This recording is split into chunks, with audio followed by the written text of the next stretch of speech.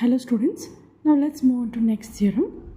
First mean value theorem. So the statement for this is, if f is continuous on closed interval AB and alpha is monotonically increasing on closed interval AB, then there exists a point x in AB such that integral a to b f d alpha is equal to f of x into alpha b minus alpha a. Now let's get into the proof. Let capital M and small m be the supremum and infimum of f of x on closed interval AB. So capital M is the supremum and small m is the infimum of f of x on closed interval AB. That means m less than or equal to f of x less than or equal to capital M for all x belong to AB. Why? Because capital M is the supremum of f of x and small m is the infimum of f of x. So this relation holds for all x belong to closed interval AB. And let P be any partition and small mi and capital Mi be the bounds of f of x in subinterval xi minus 1, xi as usual. And that implies m is less than or equal to small mi, less than or equal to capital Mi, less than or equal to m. And if you multiply throughout by delta alpha I and summing up from I equal to 1 to n, we have summation m delta alpha I less than or equal to summation mi delta alpha I less than or equal to summation capital Mi delta alpha I less than or equal to summation m delta alpha I. And this is nothing but the definition of upper sum and this is nothing but the definition of lower sum. And if you take this m outside, you are left with summation delta alpha I, which is nothing but alpha b minus alpha a. And that is less than or equal to L of p, f, alpha, less than or equal to u of p, f, alpha, less than or equal to, here also if you take this capital M outside, you are left with summation delta alpha I, which is equal to alpha b minus alpha a, as remaining things will get cancelled and you are left with only alpha b minus alpha a. Okay, and since f is continuous on closed interval AB, f is Riemann-Stieltjes integrable. See, from one of the theorem we have, if any function f is continuous on closed interval AB, then it belongs to R of alpha. Okay, so we have this. And that implies L of p, f, alpha less than or equal to integral a to b f d alpha less than or equal to u of p, f, alpha. This is why, because see here, actually L of p, f, alpha is less than or equal to lower integral of f d alpha. What is lower Riemann integral? That is actually the supremum of all L's.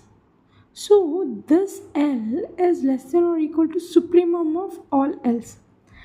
And this U is greater than or equal to infimum of all U's. So here this is greater than or equal to upper Riemann integral and this is less than or equal to lower Riemann integral. And since f belongs to R of alpha, upper Riemann integral is equal to lower Riemann integral and that is equal to integral a to b f d alpha. Okay, so instead of having L of p, f, alpha less than or equal to lower integral, we have integral a to b f d alpha. And instead of having u of p, f, alpha greater than or equal to upper Riemann integral, we simply have integral a to b f d alpha. So finally we have this equation, L of p, f, alpha less than or equal to integral a to b f d alpha less than or equal to u of p, f, alpha.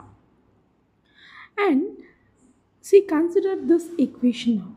See here, this value lies between the lower sum and upper sum. See here, if this value lies between the lower sum and upper sum, then it obviously lies between this m into alpha b minus alpha a and capital M into alpha b minus alpha a. Therefore, m into alpha b minus alpha a less than or equal to integral a to b f d alpha less than or equal to m into alpha b minus alpha a.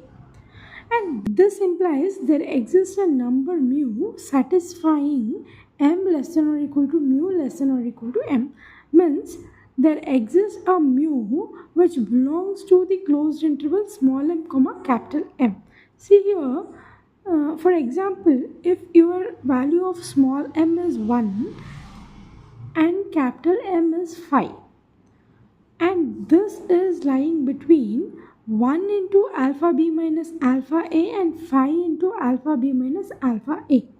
Suppose if this is lying between 1 into alpha b minus alpha a and 5 into alpha b minus alpha a, then this must take any number which is in between m and capital M. For example, it can be 3 into alpha b minus alpha a, or it can be 2 into alpha b minus alpha a, or even 1 into alpha b minus alpha a, or 5 into alpha b minus alpha a. So, since this lies in between this and this, it must take any value which is in between this and this. So, for this, there exists some mu which belongs to the closed interval small m comma capital M such that this value integral a to b f d alpha is equal to mu into alpha b minus alpha a. And since f is continuous, there exists x in closed interval a b such that f of x is equal to mu. And this result is from intermediate mean value theorem. It states if f is continuous, if any function f is continuous, then there exists x in closed interval a comma b where this f is continuous such that f of x is equal to mu.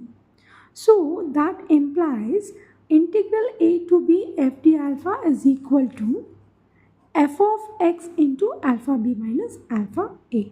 Okay, this is all about the first mean value theorem. Thank you.